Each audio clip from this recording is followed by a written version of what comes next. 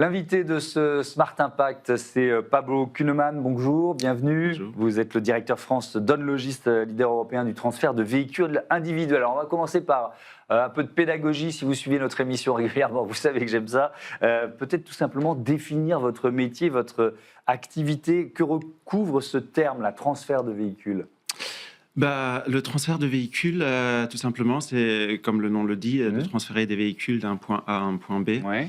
Il y a pas mal d'entreprises qui ont des grandes flottes, qui ont besoin de Ouais. transférer leurs véhicules. Ça peut être des loueurs de véhicules, les entreprises de leasing, mais aussi des garagistes et des concessionnaires.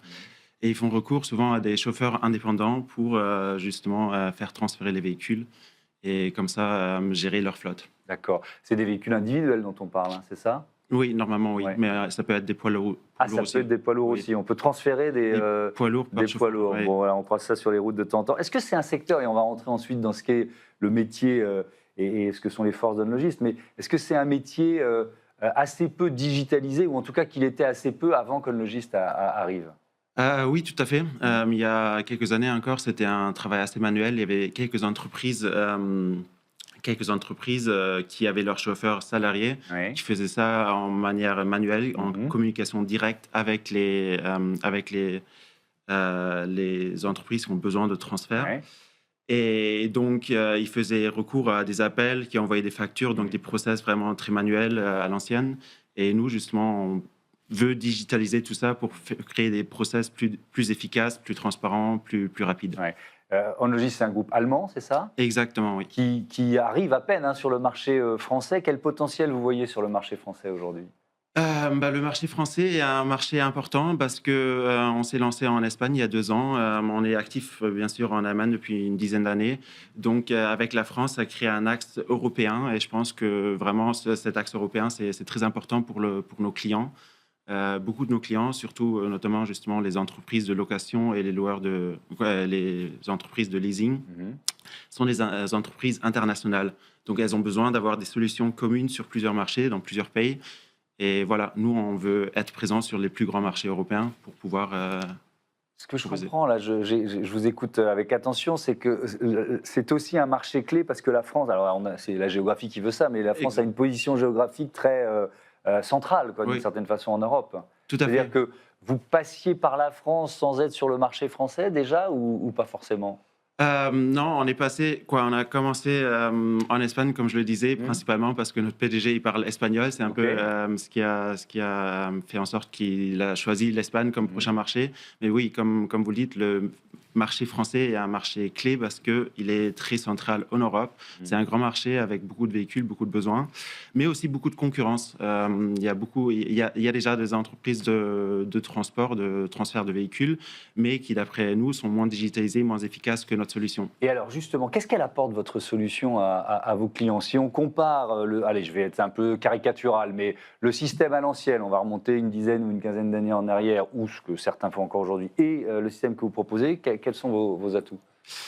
Nous, en fait, la différence entre les autres solutions et la nôtre, c'est que nous, on fait recours un peu à cette manière d'ubérisation de ce marketplace. On met directement en relation les prestataires de transport et de l'autre côté, les entreprises qui gèrent les flottes, ce qui supprime l'intermédiaire entre les deux Mhm. pour un rapport plus transparent, plus direct, plus efficace. Est-ce que ça veut dire que ça coûte moins cher, un peu moins cher à ceux qui font appel à des entreprises de transport, de transfert de véhicules? Oui, en moyenne, ce qu'on voit dans les marchés sur lesquels on est actif, c'est qu'on est en moyenne environ 30% moins cher que la concurrence parce que justement, il y a ce rapport direct. Parce qu'il y a moins d'intermédiaires. Il y a moins d'intermédiaires, pas de prime de risque à rajouter pour les intermédiaires, tout ça. Donc, nous, il y a un business assez clair avec une commission qui est connue, donc qui est de 15% d'ailleurs. Donc, on sait à quoi s'attendre, c'est très transparent et c'est moins cher, oui, Ouais. comme vous dites. Votre modèle économique, c'est cette commission de 15%? C'est ça? Exactement, c'est tout. D'accord, C'est tout simple. C'est tout simple. Alors, on va parler évidemment de l'impact de votre activité, notamment l'impact carbone. Chaque trajet va avoir un coût en carburant, en temps de travail, en émissions de CO2. Déjà, quand l'entreprise a été créée, en Allemagne, vous avez dit il y a une dizaine d'années, c'est ça? Oui, Ouais. 2014. 2014. Il y a déjà cet enjeu en tête ou pas forcément, ou il arrive un peu plus tard? Non, l'enjeu, il est bien sûr, il a été en tête dès le début. Oui, c'est toujours important. On a mis en place assez rapidement aussi des outils de tracking pour vérifier en fait la conduite des convoyeurs, des chauffeurs indépendants, Oui. justement. Principalement aussi parce que les clients le demandent. Et l'impact écologique est important, non seulement... Quoi, il y a deux impacts différents, je veux dire, Ouais. deux influences. D'un côté, on aide à, comment dire, on aide en fait à autoriser, à faire la mobilité de demain une réalité. Oui. Donc tout ce qui est... Alors, on va regarder un peu les différents leviers qui expliquent le fait qu'on va peut-être moins consommer de carburant et donc améliorer le bilan carbone d'une activité comme la vôtre. Alors, il y a effectivement ce que vous disiez, c'est-à-dire le suivi, la conduite des conducteurs. Est-ce qu'il y a une formation? Est-ce qu'on apprend à conduire, à éco-conduire en quelque sorte là?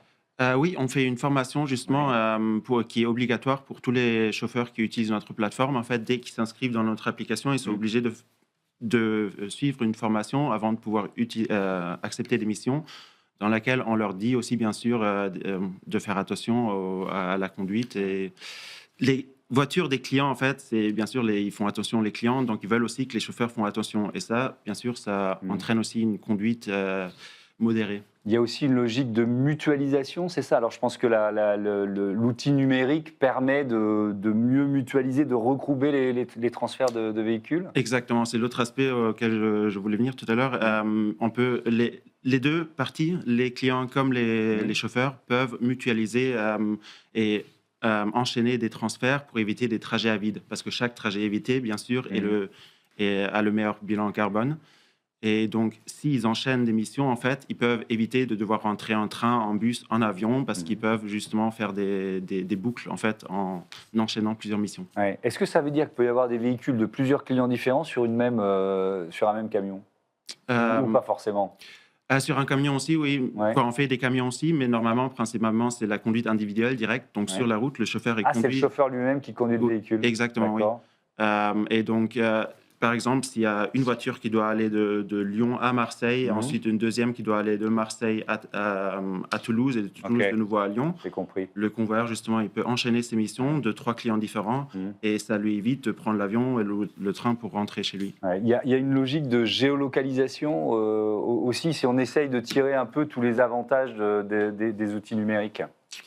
Oui, la géolocalisation, elle fait partie de l'application. En fait, on suit toujours en temps réel la position du conducteur pour traquer non seulement sa position, mais aussi sa vitesse, pour faire attention à ce qu'il ne conduise pas trop vite, bien sûr, qu'il respecte les limites de vitesse, ce qui, bien sûr, est important pour un impact écologique aussi. C'est une demande de vos clients de réduire au maximum l'impact environnemental des trajets, qu'ils puissent eux aussi l'intégrer à leur bilan carbone? En partie, oui. Bien sûr, ça dépend des clients. Je pense qu'un garagiste qui veut juste offrir un service au client pour faire ramener son véhicule chez lui après un service, ça l'intéresse moins qu'une grosse entreprise de leasing, bien sûr. Avec les types de clients différents, il y a des besoins différents, bien sûr. Mais on travaille aussi sur une solution. On aimerait bien calculer l'impact. Le problème, c'est qu'on n'a pas les données du véhicule, mais que la position du GPS. Mais on essaye d'intégrer une solution pour estimer, pour calculer l'impact carbone plus directement. Est-ce que les outils d'intelligence artificielle sont déjà intégrés à la solution Unlogist, ou est-ce que ça fait partie des progrès éventuels à l'avenir? Bien sûr, c'est un progrès auquel on doit suivre. En fait, c'est très important d'intégrer. Je pense qu'il y a pas mal de possibilités aussi de suivre la qualité des chauffeurs sur la plateforme, parce que bien sûr, c'est important de voir comment est-ce qu'ils se comportent. Mais de l'autre côté aussi, bien sûr, je pense que ça pourrait être une très bonne solution pour traquer l'impact écologique des trajets, des transferts. Mais on l'utilise déjà en partie pour essayer de matcher en fait les convoyeurs avec des missions. Pour leur proposer. Dernière question, comment vous voyez évoluer cette activité?